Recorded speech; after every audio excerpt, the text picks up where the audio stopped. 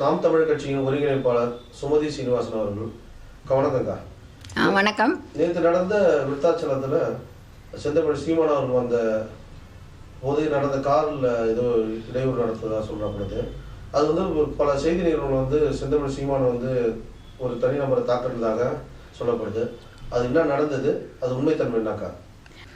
நேற்று நானும் விருத்தாச்சலத்தில் தான் அந்த மாநாடு நடந்துச்சு. அது வந்து தமிழ்நாடு அரசு பணியாளர்கள் கோரிக்கை மாநாடு. அதில் வந்து அண்ணன் செந்தமிழன் சீமானை வந்து சிறப்பு அழைப்பாளராக அழைச்சிருந்தாங்க. நாங்கள் எல்லாருமே தான் போயிருந்தோம். பொதுக்கூட்டம் எல்லாம் முடிஞ்சதுக்கப்புறம் நாங்கள் எல்லாம் வெளியே வந்தோம். அண்ணன் ஏறிட்டாருன்னு தெரிஞ்சதுக்கப்புறம் தான் நாங்கள் எல்லாருமே வெளியே அங்கேயே நின்றுட்டுருந்தோம். அண்ணன் கார் போகிற வரைக்கும் நாங்கள் நின்றுட்டுருந்தோம். திடீர்னு அதாவது அந்த பொதுக்கூட்டம் நடந்த இடமும் பக்கத்தில் பெட்ரோல் பங்கோட சுவரும் ஒரே சுவர் தான் இருக்குது.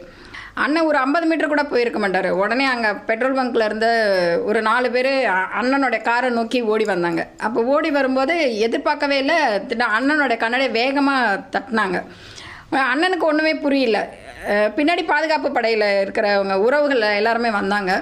அப்புறம் அண்ணன் இறங்கினவுடனே அவர் தகாத வார்த்தையில் என்னவோ பேசிகிட்டே இருக்கும்போது அண்ணன் கதவை திறந்துட்டு இறங்கும்போது உடனே இப்போ பாதுகாப்பு படையில் இருக்கிறவங்க எல்லாருமே வந்த உடனே அவர் அண்ணன் கிட்ட வரும்போது பசங்க எல்லாருமே சேர்ந்து ஒரு சின்ன தள்ளுமுள்ளு அங்கே ஏற்பட்டுச்சு. அவர் என்னோ பேசினாங்க. அப்புறம் தள்ளிகிட்டே அண்ணனை அந்த பக்கம் நாங்கள் என்ன பண்ணோம், எல்லோரும் ஏறி காரில் அண்ணனை உட்கார வச்சுட்டாங்க.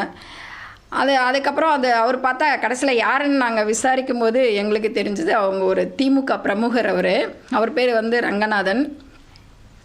அவர் திமுகவில் ஏதோ வணிக பொறுப்பில் ஒரு பொறுப்பில் இருக்கார். அவர் என்ன கேள்வி கேட்டாருன்றதை விடவே அவர் ஒரு தகாத வார்த்தையில் பேசினார். அதுக்கப்புறமா பசங்க எல்லாரும் ஒன்று சேர்ந்துட்டு அந்த இடத்துல கொஞ்சம் பிரச்சனைகள்லாம் முடிச்சிட்டோம். ஆனால் ஊடகத்தில் என்ன சொன்னாங்கன்னா அண்ணன் வந்து அடிச்சிட்டதாகவும் அப்புறம் பசங்க எல்லாமே அடிச்சிட்டதாகவும் திமுக பிரமுகர் அடிச்சுக்கிட்டதா அடுத்த நாள் செய்தித்தாளில் எல்லாமே வந்துட்டு இருந்தது. அப்புறம் எங்கள் பசங்க எல்லாம் நாங்கள்லாம் சேர்ந்துட்டு காவல்துறை வந்து அவங்க கைது பண்ண சொல்லி நாங்கள் எல்லாம் சாலை மறியல் பண்ணிவிட்டு அங்கேயே உட்காந்துட்டோம்.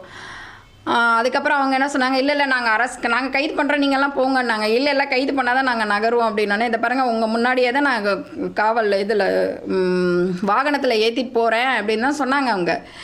சரின்னு அப்புறம் நாங்கள் அங்கேருந்து விருத்தாச்சலம் காவல் நிலையம் வந்து கிட்டத்தட்ட ஒரு 1 கிலோமீட்டர் இருக்கும். நாம் தமிழ் உறவுகள் எல்லாமே நடந்தே கோஷம் போட்டுட்டு நேராக போயிட்டு நாங்கள் காவல் நிலையத்தில் போயிட்டு அவர் மீது கொலை முயற்சி தகாத வார்த்தைகளால் பேசினாருன்னு சொல்லிட்டு நாங்கள் அவர் மீது நாங்கள் வழக்கு கொடுத்தோம். ஆனால் இன்ன வரைக்குமே அவங்க வந்து சிஎஸ்ஆர் காப்பி கூட கொடுக்கல எங்களுக்கு.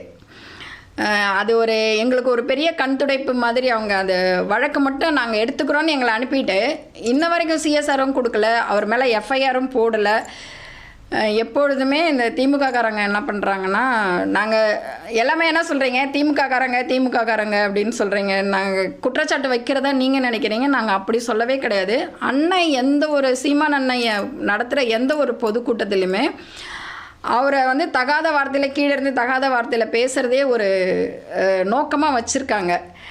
அதுக்கு தகுந்த மாதிரி இந்த ஊடகங்கள் எல்லாமே வெளியில் வந்து அவங்க திமுகவோடைய அதாவது ஆளும் அரசாங்கத்திற்கு சாதகமாக தான் ஊடகமாக இருந்தாலும் சரி, பத்திரிகையாக இருந்தாலும் சரி, ரெண்டுமே அப்படி தான் நடந்துகிட்ருக்கு. இது இப்போ ஆளுங்கட்சி வந்து என்ன நினச்சிட்ருக்குன்னா, நம்ம தான் எல்லாமே அரசாங்கம் நம்ம கையில் இருக்குன்றதுனால பொய்யான தகவல்களெல்லாம் பரப்பிகிட்ருக்கு.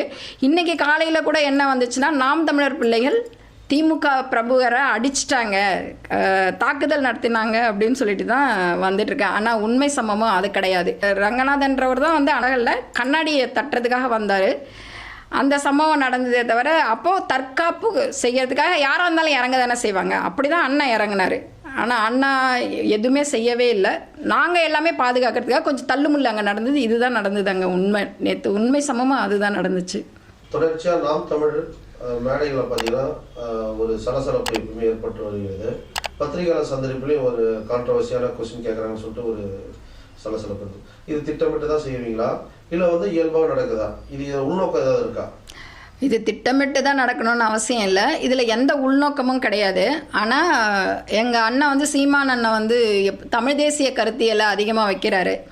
இல்லையா? அவங்களுக்கு தெரியும் நாம் தமிழர் கட்சின்றது தமிழ் தேசிய அரசியல் தான் இங்கே நடந்துகிட்ருக்கு. அப்படின்னும் போது இவங்களாம் எங்கே எல்லாரும் வந்து இது தமிழ்நாடு தமிழர்கள் ஆளும் ஒரு பகுதியாக மாறிவிடுமோன்ற ஒரு அச்சம் வருது. ஏன்னா இப்போ இவர்கள் வந்து தேர்தல் வரும்போது தான் திமுகலாம் என்ன சொல்லுதுன்னா, தமிழர்களே ஒன்று சேருங்கள் அப்படின்னு ஒரு வாதத்தை வைக்கிறாங்க. அதுக்கு தேர்தல் முடிஞ்ச அடுத்த நிமிடமே என்ன சொல்கிறாங்கன்னா, நாங்கள் திராவிடர்கள், இது திராவிட மாடல் அப்படின்னு அது ஒரு நிலைப்பாடு அவங்க எடுக்கிறாங்க. உண்மையிலே இவங்க தமிழர்கள் தானா இல்லை திராவிடர்கள் தானா? இந்த அவங்களுக்கே ஒரு சரியான நிலைப்பாடு இல்லை. அப்படி இருக்கும்போது அண்ணனுடைய கருத்தியல் எல்லாம் மக்களிடத்தில் இப்போ நேரடியாக போயிட்டுருக்கு. போகும்போது எங்கே இவங்களுக்கு பயம், நம்ம தமிழர்கள் எல்லாம் ஒன்று சேர்ந்துருவாங்களோ, இந்த தமிழ்நாட்டை தமிழர்கள் தான் ஆள வேண்டும் என்ற ஒரு காலகட்டம் வந்துருமேன்னு ஒரு பயத்தில் என்ன பண்ணுறாங்கன்னா, அவங்க தான் வந்து திமுககாரங்க தான் நடுவில் வந்துட்டு திருவண்ணாமலையில் கூட இப்போ சமீபத்தில் நீங்களாம் கேட்டிருப்பீங்க, திருவண்ணாமலையில் கூட அந்த மாதிரி அண்ணனை வந்து ஒரு தகாத வார்த்தையில் ஒருத்தர் பேசினப்போ அங்கேயும் ஒரு சலசலப்பு நடந்துச்சு. ஆனால் கேட்டோம்னா அவன் குடிபோதையில் ஏதோ உளறிட்டான் அப்படின்னு இவங்களே திட்டமிட்டு எல்லாமே அவங்களுக்கு சாதகமான பதில்களை தான் எல்லாமே சொல்லிகிட்டு இருக்காங்க. அதே மாதிரி தான் இங்கே இதில் பாண்டிச்சேரியிலையும் அதே தான் நடந்தது. செய்தியாளர்கள் வந்து அவங்க ஒரு உள்நோக்கம் வச்சுக்கிறாங்க, எப்படியாவது இன்றைக்கி சீமான்கிட்ட வந்து தேவையில்லாமல் பேசி அவரை கோபத்தை தூண்டி ஒரு பிரச்சனையை பண்ணணுன்னு தான் எல்லா பத்திரிகை நிருபர்களும் வராங்க. அப்படி தான் பாண்டிச்சேரி சம்பவம் நடந்துச்சு. முன்னாடியெல்லாம் அண்ணன் ஏதாவது பதில் சொன்னார்னா 2ஆம் கட்ட தலைவர்கள் தான் வந்து பதில் சொல்லுவாங்க. ஆனால் இப்போது இருக்கிற காலகட்டத்தில் எல்லா பசங்களும் யூடியூப் சேனல் வந்ததுலேருந்து எல்லாருமே அதாவது 200 ரூபா வாடகை வாயின்னு தான் எல்லாம் சொல்கிறாங்க. அது என்ன வாய் நமக்கு தெரியல. பத்திரிகையாளர்கள் ஆனால் அவங்க தான் வந்து தகாத வார்த்தைகளை பேசி அவர் பேசுகிற முழுமையான காணொலியை யாருமே போடுறதில்லை. இப்போது நான் ஒரு நல்ல உதாரணம் உங்களுக்கு சொல்கிறேன்னா, ஏன்னா இப்போ எல்லாமே ஒரு ட்ரெண்டு ஒன்று வந்து ட்ரெண்டு ஆக்கிறாங்க. எப்படின்னா, அண்ணன் வந்து ஆடு மாடு மேய்க்க சொல்கிறாரு, படித்தவங்க யாராவது ஆடு மாடு மேய்ப்பாங்களா அப்படின்னு. ஆனால் அவர் என்ன சொல்கிறாரு, யார் ஆடு மாடு மேய்க்கிறதுங்கிறத அழகாக முழுமையாக சொல்கிறாரு. ஆனால் அந்த முழு காணொலியை யாருமே பார்க்குறதும் இல்லை, பேசுகிறதும் இல்லை. ஆனால் அந்த ஆடு மாடு மேய்க்க சொன்னாருன்னு 19 தான் எடுத்துக்கிறாங்க. அதாவது அரசு வேலை என்பது இப்போது நீங்கள் ஒன்றும் கிடையாது. இப்போ பால் பண்ணை வச்சுருக்கவங்களா இருக்கட்டும், இல்லை தோல் அதாவது செருப்பு கம்பெனியாக இருக்கட்டும், அவங்களாம் என்ன பண்ணுறாங்க, அவங்களும் கோட்டு சூட்டு போட்டவங்க தானே, கோட்டு சூட்டு போட்டுட்டு தானே வேலை பார்க்குறாங்க. எக்ஸ்போர்ட்டு அனுப்புறதோ இம்போர்ட்டுக்கோ அதுக்கு படித்தவங்க தானே தேவைப்படுறாங்க. அங்கே அந்த தோல் பதனிடு தொழிற்சாலையாக இருக்கட்டும், இல்லை பால் பண்ணையாக இருக்கட்டும், அந்த இடத்துல கூட்டுறவங்க பெருக்கிறவங்க யாரும் படித்தவங்க இருக்க மாட்டாங்கல்ல. படித்தவங்கள நம்ம பணி அமர்த்தணும்னு அவசியம் கிடையாது. அந்த இடத்துல படிக்காதவங்கள தான் பணி அமர்த்துவோம். அது அந்த படிக்காதவங்களுக்கு அங்கே அரசு வேலைன்னு தான் சொல்கிறாங்களே தவிர, அது முழுமையாக யாரும் காதில் வாங்காமல் ஆடு மாடு மேய்க்க சொல்கிறாருன்னு இதே மாதிரியான போக்கு தான் நடந்துகிட்ருக்கு. அண்ணன் பேசுகிற ஒவ்வொன்றும் எல்லாருக்கும் சரின்னு படும், எல்லாருக்குமே சரின்னு தெரிஞ்சால் கூட இவன் ஒரு தமிழன் தமிழ்நாட்டை ஆள வேண்டுன்றது அதுதான் அவருடைய கோட்பாடு, அவருடைய கொள்கை எல்லாமே அதுதான். எங்களுடைய கொள்கை நாம் தமிழர் கட்சியோட கொள்கையும் அதுதான். அப்படி இருக்கும்போது எங்கள் தமிழன் வந்துருவானன்ற ஒரு பயத்தில் இந்த மாதிரி தேவையில்லாத பரப்புரைகள் எல்லாம் பண்ணுறது, ஊடகம் வந்து தானாக செயல்படாது. ஊடகம் வந்து யாருமே தானாக செயல்படாது. அது பின்னாடி இயக்கிறவங்க யாருன்னா ஆளுங்கட்சி தான். அது சொல்லணும்னா திமுககாரங்க தான் அந்த வேலையை பண்ணிகிட்ருக்காங்க. அது இப்போ செய்தியாளர் சந்திப்பிலும் அவங்க எல்லா ஊடகங்களும் வருது, எல்லா பத்திரிகையாளரும் வராங்க.